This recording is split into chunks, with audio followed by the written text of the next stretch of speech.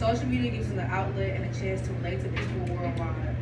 One thing most people have in common is that they have had a job that they do not particularly like. As humans, we are quick to run to the internet about the things we don't like first, to complain and maybe run into someone with similar circumstances. While this is well within our rights, we should not or we should limit how much we talk about our jobs on our personal social media pages. I can attest to this because I have had jobs where it's against company policy to talk about your job on social media. At first, it didn't make sense to me, but as the years went by, I started to understand a little more each day why keeping your job off social media pages is good.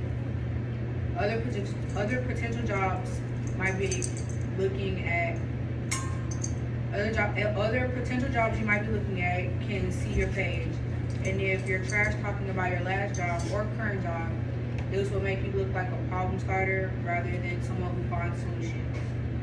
Bad-mouthing your job on social media stems from acting on emotions first. You have to keep your emotions in check in life and work on resolving conflict. If you can't, take your problem to HR if necessary. Adeline C. stated, Gallup also conducted a global poll and uncovered that of the world's 1 billion full-time workers, only 15% of the people are engaged in work, leaving a significant 85% unhappy at their jobs. This statistic shows that you are never alone in feeling unhappy at your workplace.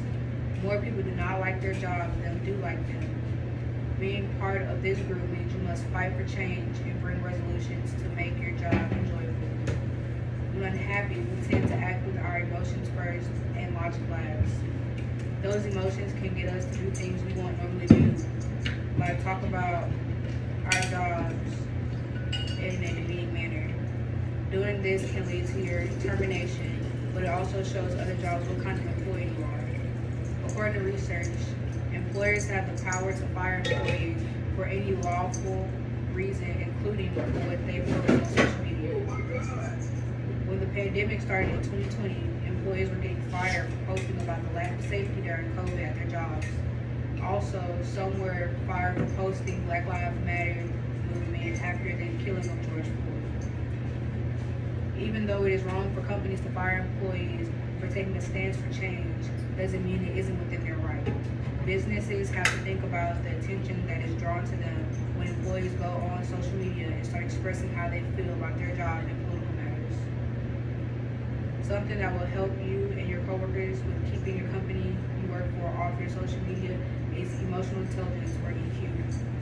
According to How to Regulate Your Emotions Without Suppressing Them, our EQ refers to our ability to be aware of, regulate, and express our emotions, and to understand and respond skillfully to the emotions of others. Because we are human, we sometimes take our emotions out on each other. This can make it hard for you to enjoy the place of work. You have to always remember you cannot control how someone speaks to you, but you can control your response. If these incidents keep reoccurring, you then need to take the appropriate steps of going to a manager or HR if necessary. When you run and tell your timeline of how bad a place your job is to work, or that you hate your job, you put yourself in a position to get some disciplinary actions, and the person or people making your workplace a difficult one gets away with what they have done. Once you have done the work to get your emotional intelligence together, you then need to have a problem solved and what steps to take. There are 4 steps when trying to solve a problem. The first step is to define the problem. You have to make sure you are talking about your problem and not just the symptoms that stem from it. You can utilize a cause and effect diagram to get to the root of it. After you define the problem, you will need to start generating alternative solutions.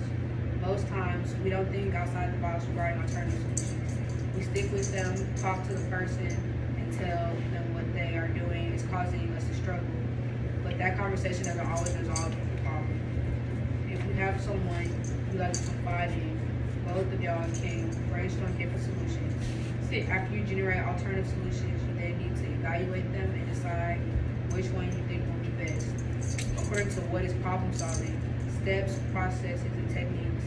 When considering which alternative solution to pick, you need to consider the extent to which a particular alternative will solve the problem, but without causing other and unanticipated problems.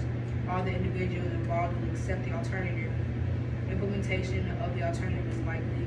An alternative fits within the organizational constraints. You will then implement the follow-up and solution.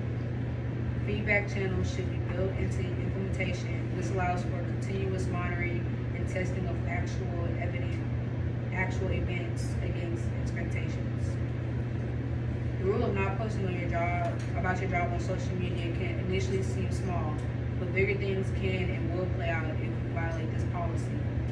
You have to use your emotional intelligence not to act irrationally and to know how and who to talk to when your work environment becomes difficult. This isn't something you can catch onto overnight. It takes hard work and dedication to not act on your emotions first. That was a lot.